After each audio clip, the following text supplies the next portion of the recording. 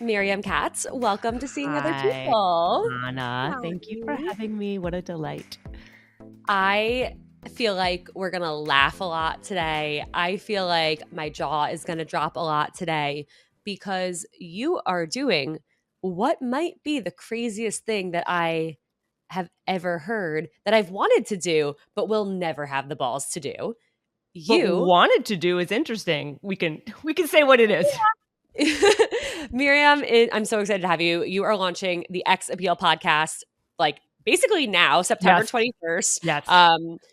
Guys, Mhm. Miriam has interviewed and will continue to interview every person that they've ever dated. Yeah. That is crazy. Yeah. I agree with you. Why, how, what? Well, I think everyone has a bit of heaviness from people they've dated, Yeah. whether it's those years-long relationships, but these days more those weird shorter ones and just a collection of them. I have dated a lot of people. I think a lot of people have dated a lot of people. And I felt the heaviness of that, just the collection of people. And this idea came and I couldn't really deny it. So I wanted to go back and reopen and then close the door. It's sort of more about concluding, but yeah, I mean, I also wanted to do it because I thought it was interesting. It's a weird way of having a retrospective situation. I think some people have kids and that's their way of having retrospection on their Yeah. life. They're like, "Oh, right, this is what 3 years old is. This is what 5 years old is." And I think I'm doing the experiment of my life is what happens to a woman if she does not have children. And yes, I'm putting love into this and I am seeing what those situations were.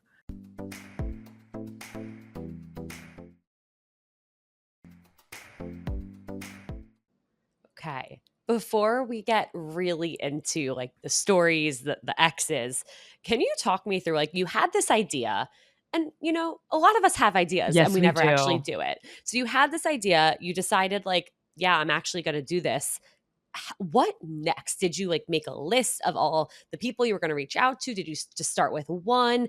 I need to know their reactions. Like, talk me through the actual process of this because I feel like that's like my biggest question mark of like, oh my God, like reaching out to all of these people must have been a journey. Yes. I mean, it's tracking people down and then convincing them to do it because Yeah. in some cases people are hesitant. I didn't sit down in one moment to make the list because I would not have been able to do that.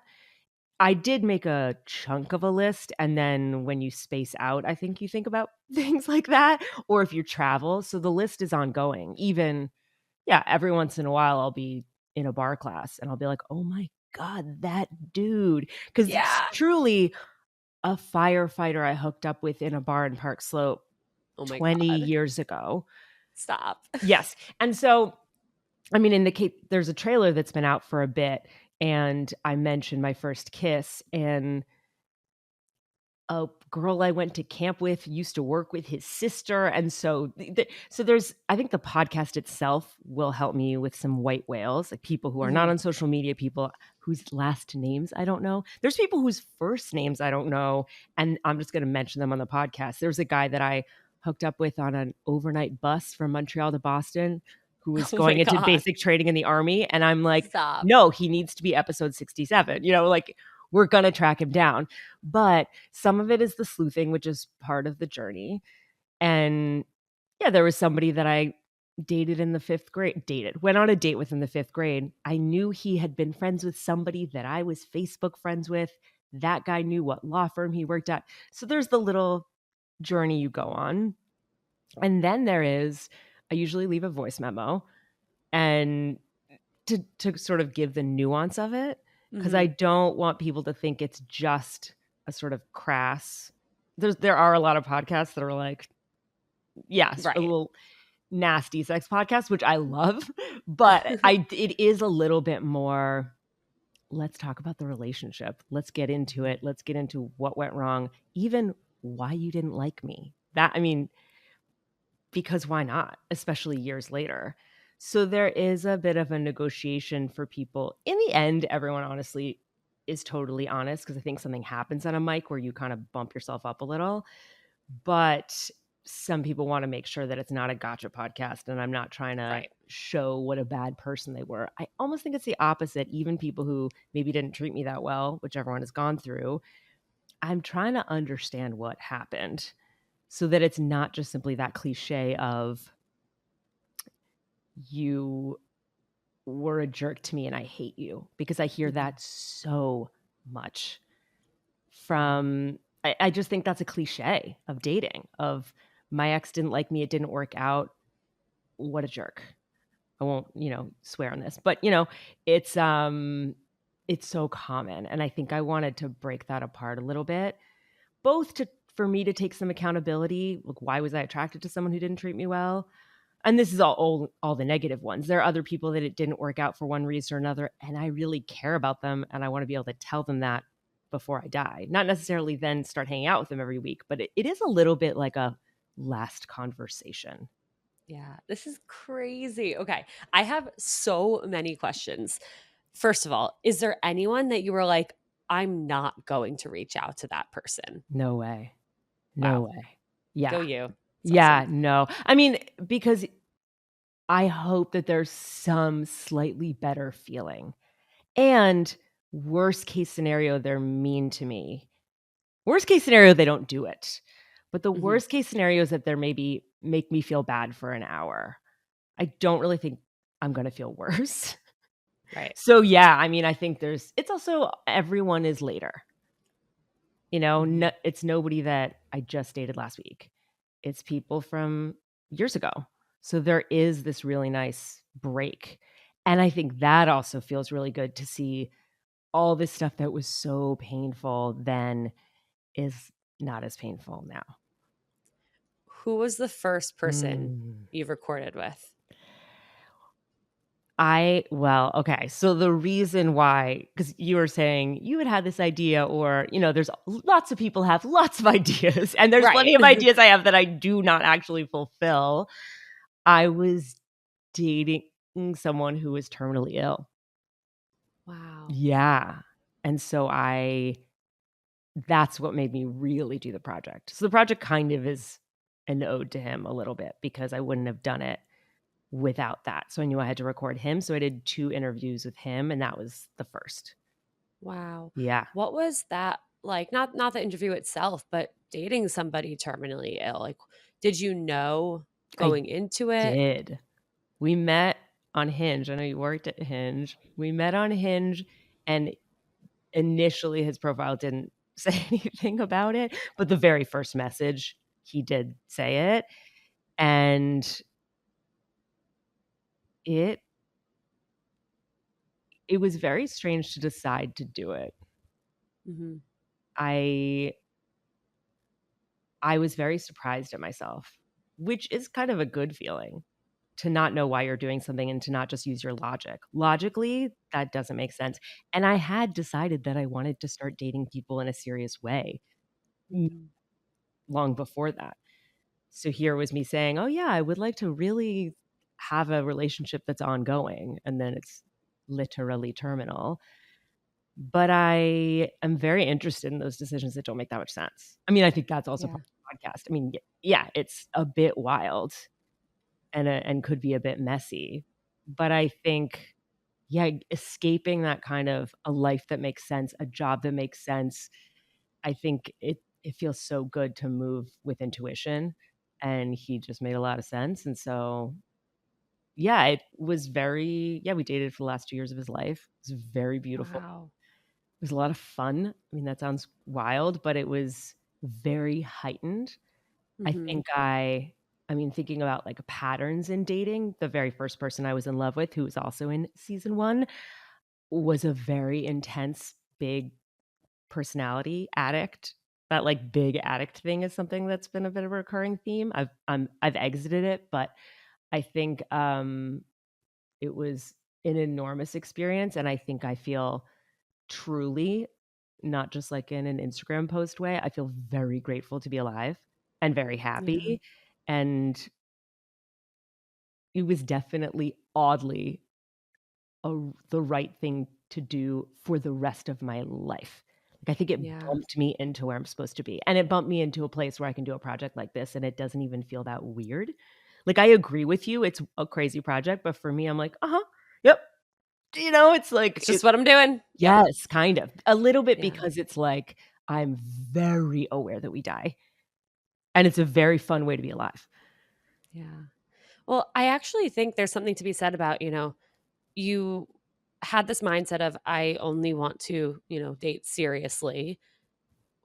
And the caveat, like with the prospect of this, like being ongoing and long lasting. And Mm, you could seriously date someone and then break up. yes, You could yes, seriously date a lot of people 100%. and break up, and they're essentially dead to you anyway. And so I actually think there's something so beautiful that you did take this chance and have this great love and this connection that, maybe had you pursued other people who were also looking for something serious, maybe it wouldn't have been that type of relationship that really like fulfilled you and, changed you and made you who you are today. And so I think that's actually really beautiful and a, an important takeaway of like the right relationship for you might surprise you.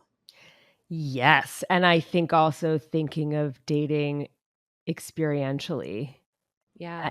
a and I do think that a core belief of mine is that who you're attracted to has meaning, and that's why interviewing even some it sounds like a joke, but I actually think even interviewing somebody that I just hooked up with, like, one of the people is a stripper I hooked up with in the VIP room for 5 songs, and That's crazy. she's How'd you dope. find how did you find I found her her? on Instagram, and she was so cool. I mean, yeah, and it actually did turn out that it was very meaningful. Like, I was kinda depressed when I went in, it was in Montreal, and she totally reawakened my sexuality, honestly. Like, she just, like, brought me back into myself, and then she's this, like, beautiful healer person, and so much of her stripping is in empowering people and getting them to feel good about themselves, and it made so much sense to me that we ended up having that conversation. So I think not yet, like you said, not just thinking of dating as, okay, here's this final destination. And I do think Mhm. building with someone is so beautiful and that has its purpose. And I also think having these encounters, whether it's 5 songs or 2 years, that's also so beautiful in the course of your life.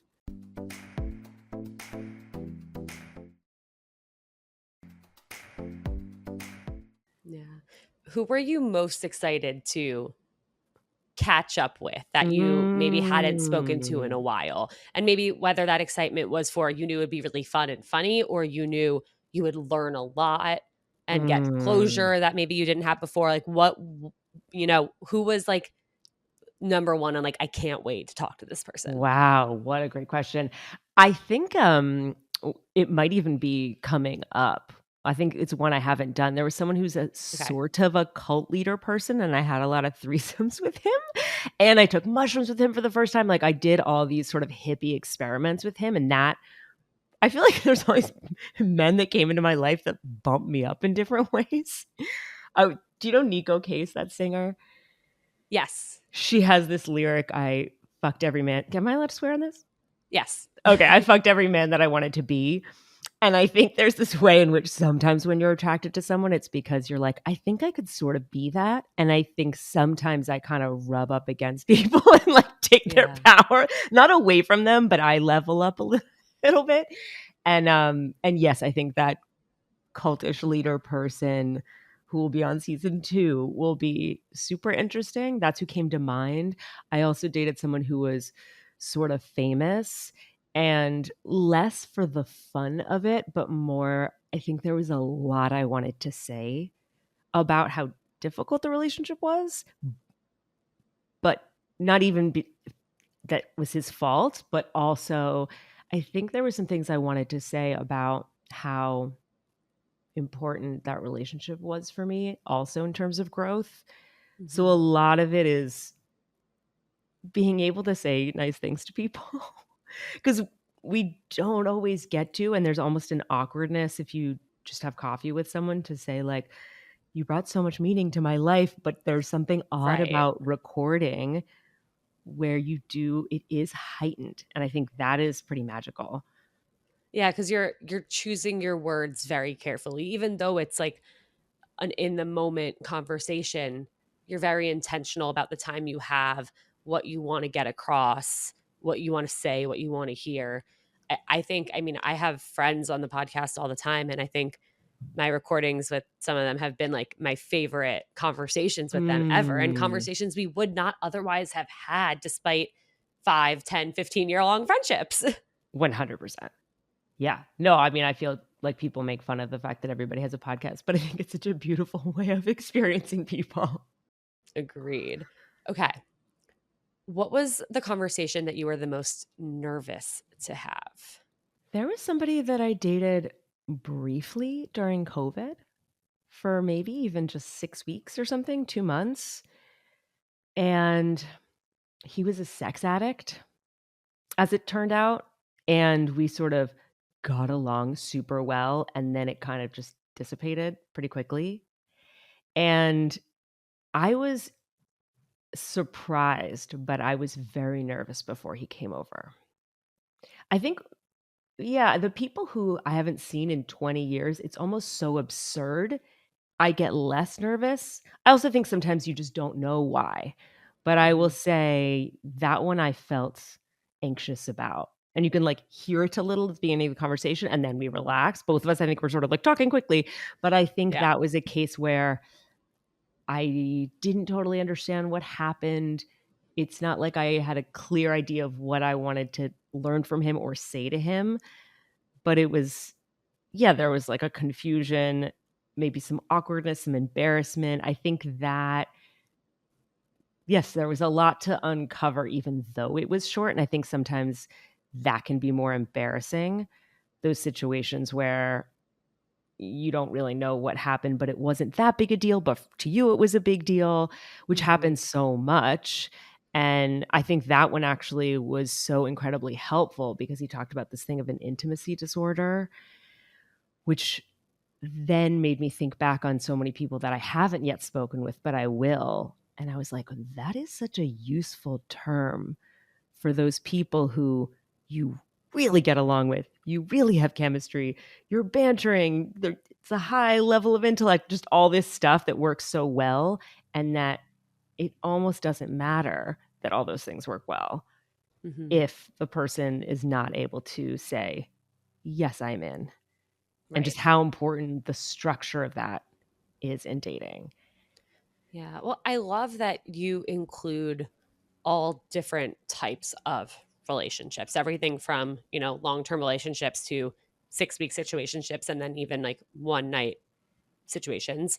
Because I mean, I talk to people all the time who are like, we were in a 5-week long situationship and I feel more heartbroken than I did with my ex of 5 years. Like, Definitely. why?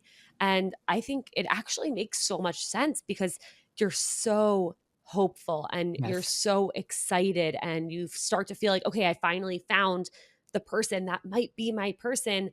And you start to picture all the things that could come next and what that means. And, that maybe never have to go on a first date again. And then it ends, and it usually ends pretty quickly, and it usually ends where you have so many questions and there's so much left unsaid, and to me it makes so much sense why those are harder versus actually seeing a relationship through and realizing that you and the person aren't compatible long term.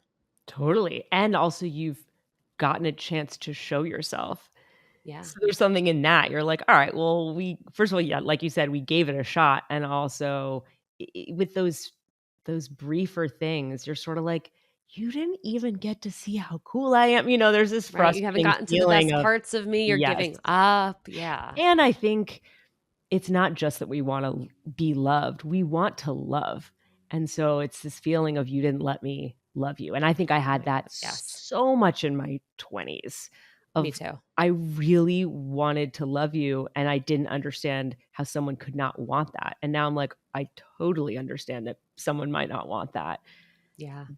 Partly because they have problems, but also it's okay. And that yes, you really need someone who like 100% wants you to love them and wants to love you. It's so big. It has to be such a yes. Yeah.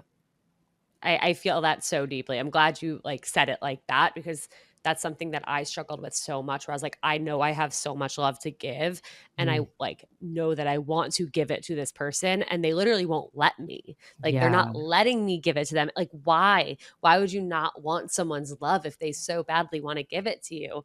But then you zoom out and you're like, wait, I've been on the other side of that, Yes. and it's Yes. not it's not personal. Like, it's just not it. And it it doesn't mean that I was never going to get to give my love to somebody or like love deeply, but at the same time, why did I so badly want to give my love to somebody who didn't want it? Yeah.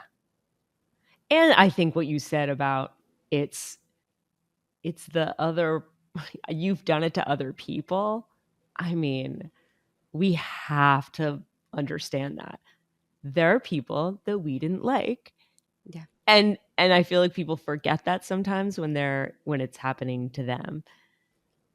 And it Yeah. is painful and it is sensitive, but I also think there's something so beautiful about the sensitivity of dating. There's so much vulnerability in it, and I feel like people I love dating. I think it's like it's such a fun, interesting thing. I think going on dates is so interesting. And even there's dates I've gone on that didn't turn into anything, but there's a song I got out of it. Like there's always Yes. Yes. something, and you just remember the experience. And I think that sort of search is interesting, and I think people get really upset about it, maybe partly because they're uncomfortable with how vulnerable it is.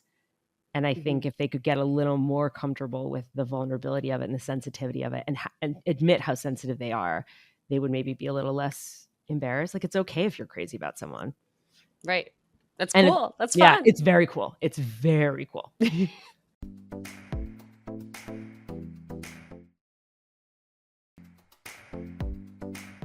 And it's okay for someone to be crazy about you and for you to like not be that into it. That Definitely. does again, like that doesn't mean they're crazy. Like, of course, people should be crazy about you.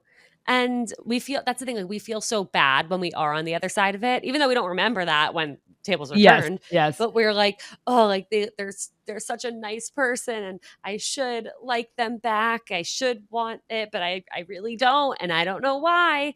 It's okay. You don't need to know why. Yeah, and I think also that I think it's good to trust yourself.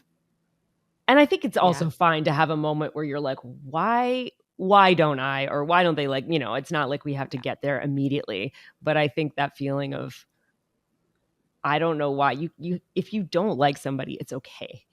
right. Like you can use that intuition and not just use your brain. I mean, I think that's another thing is that it's your body telling you something. Yeah, yeah.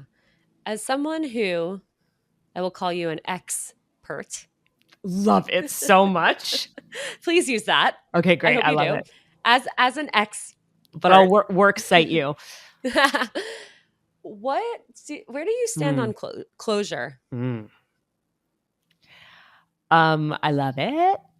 I think it's possible. I would recommend conversations like this.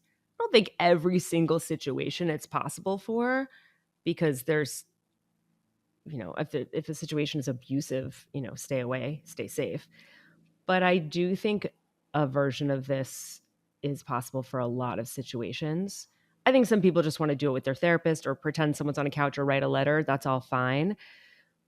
I think it can't happen immediately.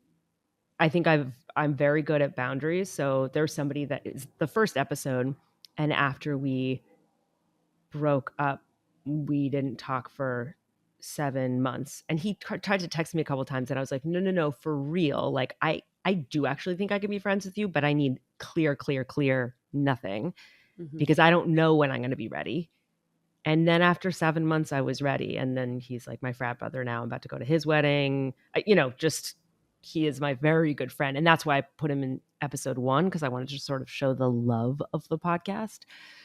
But I think yes, creating a clean boundary and not being in touch for a while, and then reopening either for some kind of a connection or just to have a second conversation that is a second breakup or a funeral.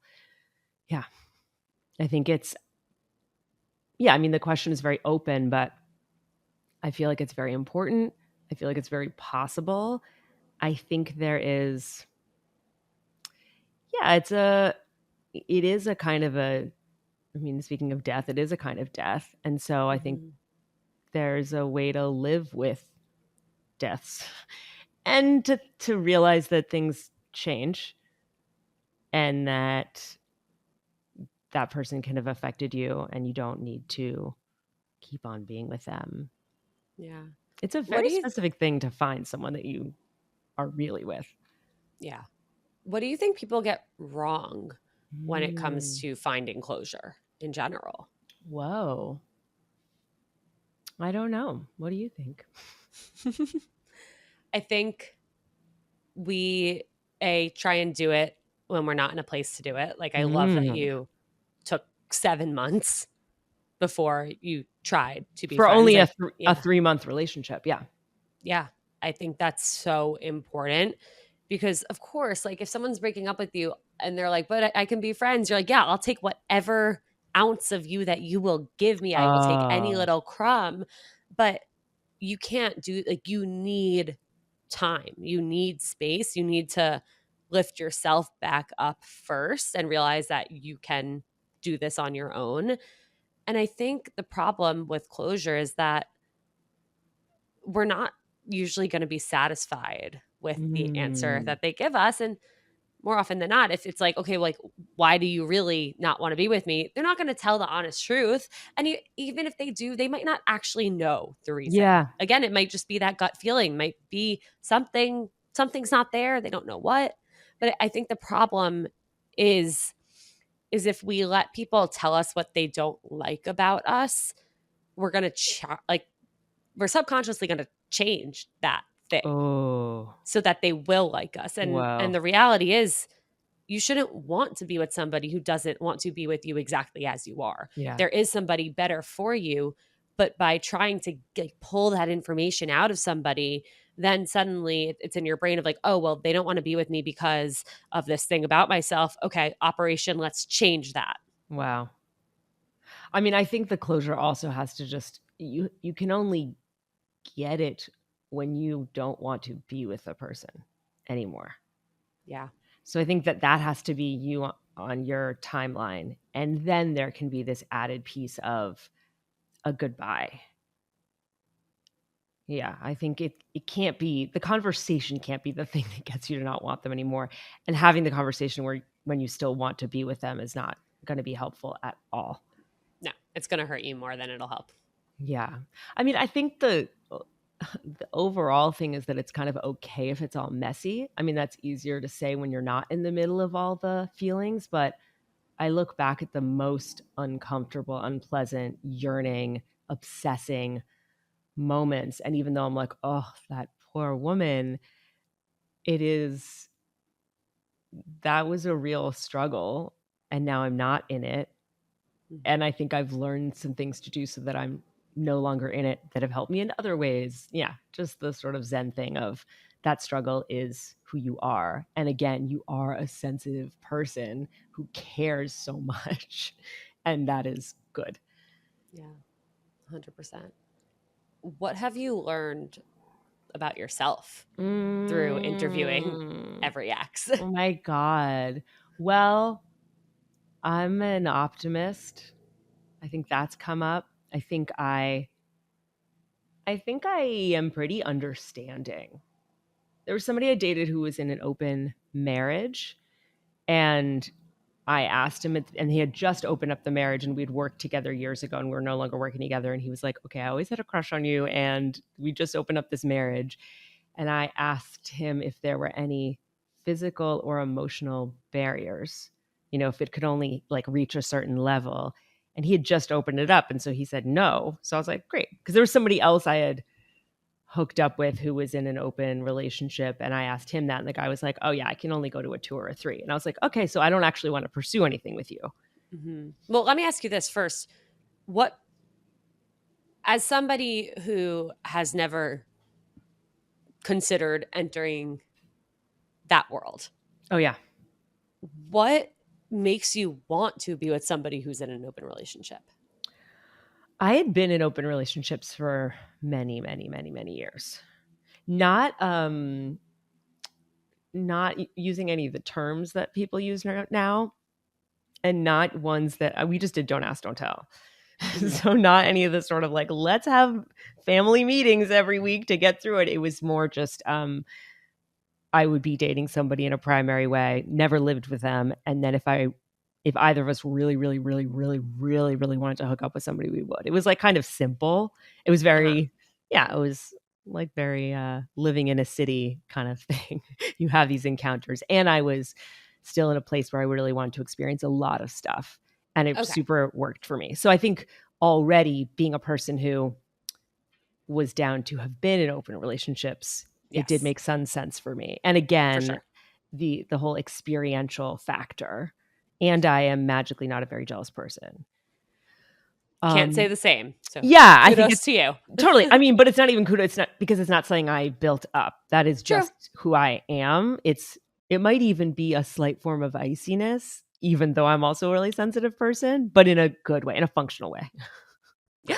um, but I think also for him in particular, I also had been attracted to him, and he's so awesome. Like, he's such a great person, and I think I was also just sort of curious. I'd say I have a curiosity problem. I'm just like, "What is this gonna be?" So, and also this, like, handsome man comes and is like, "I've thought about you for years." It's like, "What, you think I'm not gonna Well, okay. I'm not Yeah. gonna kiss that man?" So, I asked him if there was those boundaries, and he said no. And then in the end, there very much were boundaries. We really started to like each other a lot, and it ended up not being safe for his relationship. Hmm. And so he had to end things with me, and they closed up their marriage. And so it was like a pretty short experiment. Right. um, but in answering the question, what have I learned about myself? I think I think because he was so nice about it and pretty much in real time was explaining to me what was happening, and he's such a good person, I really forgave him. Whereas there's people who have been just the intention wasn't as nice, and maybe they did something way less of a big deal than that. Maybe they just like kind of blew up at me about something. Those I'm less interested in. So it's not about what the quote crime is. It's about, Right. yeah, the kindness or not kindness. Yeah. Yeah. I think that's, I mean, that's really wise. And I think that's a really good point and something that, again, it's like, why do we feel some way after a 5-week relationship versus 5 years? It's all about how people are treating us, how we're treating them, and what stage of our lives we're at and what we're willing to be okay with and not be okay with. And I think just like we all would be so much better off if people could be kind and honest like that instead of, Yeah, he could have been like beating around the bush and finding totally. ways to like hurt you less that could have would have hurt you more. Definitely. It always hurts you more. I mean, ghosting is always more painful than someone saying, even if it's a super vague, kind of lame text, just being like, not feeling it, like, Hmm. message received. Like, it's Yeah. so easy to tell someone that you're not in. Yeah. And so, yes, it's always so much better, which is why, I mean, there was somebody years ago who asked me out, and I was not interested, but we were friendly. We took a Hmm. class together. We were friendly. And I remember I said, "I really see why you asked me out because we really get along and there is like a kind of a chemistry between us, like a comedic chemistry. I'm not interested, but you shouldn't be embarrassed that you asked me out." I don't know exactly how I phrased it, but that was the kind of thing. And years later, he thanked me for that, for kind of walking Wow. him through it and not just saying, I mean, not just being rude or weird or whatever. I felt like he and I had enough of, weren't really friends. We were more acquaintances, but we had enough of a connection that I kind of had to unravel it a little. Yeah, and that's awesome that you did that, and again, it's like a little kindness in dating goes such a long way because we never know how much someone's like talking themselves up to do something or how Yeah. big of a deal it is to them versus like, oh, like, well, they asked me out. They must be super confident. Like, most No. people are not at No. all. And they're really putting themselves out there. And to put yourself out there to not get the answer you want, that's already hurtful and embarrassing. And then there's always like 10, 15, 20 layers on top of that of emotions that we're probably not thinking about in the moment. So I love that you were able to, do that for him. And I think that's something that we all could do a better job at. Yeah, and the truth feels so good. This came up in the episode with the famous person, and they're all anonymous, so that's why I'm not telling you it's Brad Yeah. Pitt. But it is we talked about the truth and how beautiful breakups are or can be, Yeah. because usually leading up to a breakup, there's some not dishonesty, but just you're not talking about the thing that's happening because you're afraid and you don't really want to deal with it, or maybe you're not ready to break up. And a good thing about a breakup is that you're kind of unleashing it. Hmm. You're Well, really, there's this term conscious uncoupling. yeah, And it's like actually like talking through it and like agreeing, like, yeah, this isn't right. How do we, go about this in the best way for both of us? yeah. And that agreement is very I mean, it's a little bit romantic. I like when things that shouldn't be romantic are romantic. Like, I Are, think open yeah. relationships are really romantic because it's you being in sync about what you're comfortable with. Hmm. So me having sex with someone else and you saying that's okay is romantic. And then there's like a final romance to a breakup if there's some kind of an understanding. And even if it's one person leading, the other person not just saying, I hate you, but Hmm. sort of being like, oh, that's going on with you. Okay. Yeah. Like, okay, I have to believe you and I have to respect you enough that that is right. But yes, I think those conversations sometimes are a little too short, Yeah. you know. I mean, and that's why they hurt so much. Sometimes we're so confused. We have no idea what happened. We feel like the rug just got ripped out from under Yeah. us. I mean, sometimes like, people can go like truly like one day, like living with somebody thinking they're getting married. And then the next day, the person has moved out and they have no idea really what happened other than the person changed their mind. That is insane. It's horrible. And that is, I mean, but also there was something very wrong with that relationship. That's not like Yeah. in that moment a crazy thing happened. There was a lot of things that were not Yeah, spoken. for sure. But that sounds terrible. Yeah. Yeah. It is. I know people who have gone through it. So Definitely, insane. I definitely don't envy that situation. Okay. From what you have learned from having these Mm. conversations, if you could go back and give your younger self advice, Oh, what oh would it my be? god. Oh my god, my sweet younger self. Um, I I mean, if I could go back as my age now and be dating younger, I think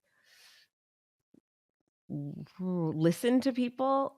If there's little indications and you kind of gloss over them. But there's little, and people being like, I'm not usually so nice to people. Just crazy things that people say, and then later it shows up. I think though the main thing would be if someone doesn't seem that into you, that then I think makes you insecure. So then, like you were sort of saying, you kind of fight harder to get them to like you. Yeah. But I think being very careful to not do that. And to you can even say like, it doesn't seem like you like me that much, just some kind of a bold statement, because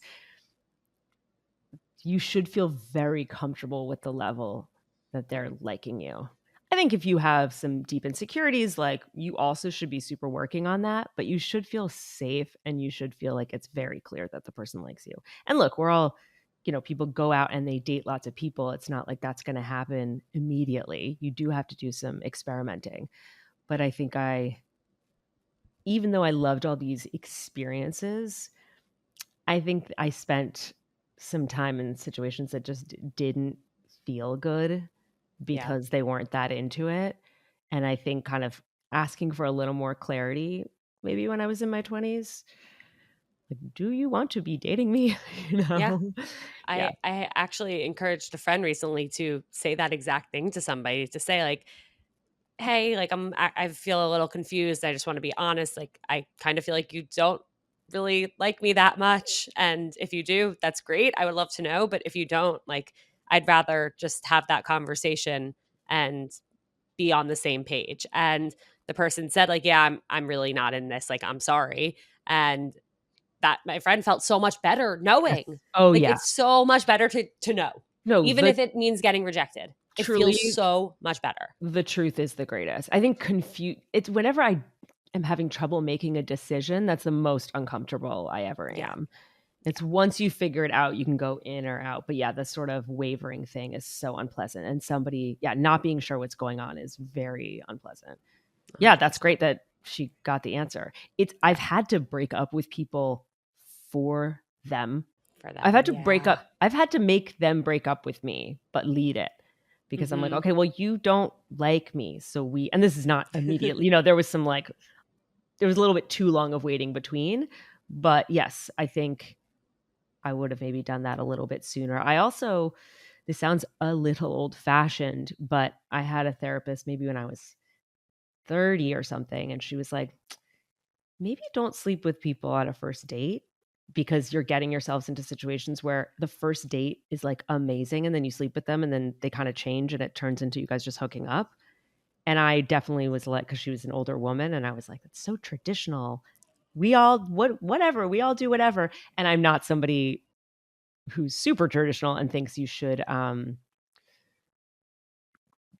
only have sex with somebody who declares it's exclusive, like we live in reality. This is the age we live in. Mhm. And also, like, I do want to have sex with people. But I think I did start to follow that advice, just literally date one. And it was useful. And then also, I did start to say, once I was interested in dating people for real, truly before we even kissed on a first date, like, by the way, I'm like looking for a real relationship and like making that explicit on Yes. dating profiles and all that stuff. And that's when I sort of switched into that, which was sort of just pre-COVID. But I think that was totally fine. And it didn't mean that every situation was clear. There was someone who's like, I want you to be my girlfriend. And then that was not true. But I think generally speaking, it meant that it did mean that certain people after a few weeks were like, I think you're looking for something serious and that's not what I want either in general Good. or with you. And it was Good. very helpful. Great. Yeah. That's the best thing somebody could tell you. Sure, it's not what you wanna hear, No. but it's what you need to hear, and it is a million times better to hear it a few weeks in Oh, than a yeah. few months in. Definitely. And those are Yeah. some people that I could then continue to have either a friendship with or at least, like, feel good about. Yeah, Yeah, definitely. totally. Yeah, I Totally. think I think also you clarifying what it is that you want, because I think for a long time I didn't know. Again, I wasn't as comfortable with my sensitivity, my vulnerability, and I also really did like doing the open thing and running around and having a lot of experiences, and that's why I have this podcast. But I think once I started to understand and look at wanting something else that was more of something that I'm building on, it was it was yes, great to know it for myself, but also to be super clear that that's what I wanted. Yeah, it's kind of the difference between, like, letting dating happen to you versus Hmm. realizing, "Oh, I can be in charge of my dating life. I actually can, say what I want Oh, and yeah, put dude. out there what I don't want and say no to things that aren't good for me." I I think also it takes a lot of us a long time to get there. yeah. I also made a list of wants and needs. Ooh, And also for me to see the difference between wants and needs, and to see the okay. things that I thought I would call a want, and then I was like, "Ooh, that's actually a need." Just yeah, the difference between those, and I think that just helps with creating sort of this awesome person coming into your life. Yeah. Yeah, that was really helpful. I would also I mean, yeah, that just feels like we're moving into this a little bit, but sort of dating advice for people is to make it fun. Okay, well, I was about to say Mm. the last question I ask everyone on Seeing Other People is, what is the best piece of dating or relationship advice you've ever received or have to give? I think I'd have to give because I don't know if anyone has ever Yeah, said this to me, but yeah, be a little silly about it. Make it a little fun. Make it just it's a little bit absurd. It just doesn't, and that's why numbers are good. Talking to a lot of people on apps and going on a lot of dates, and it's fun to get dressed up and look hot. And so just totally. do that, and yeah, and do a thing on a date that you actually want to do. It doesn't have to be a drink every time. Like take a walk, do whatever you want, but just make it a make it a little playful. And I think that's true of your whole life. Make getting coffee a little playful. Just mess around a little bit. And yeah, just remember about comedy. Like just not as a I'm going to make jokes, but just that perspective of okay, I'm going to try. Something's going to come out of my mouth. We're just going to see what the deal is. Yeah. We'll either laugh or laugh it off.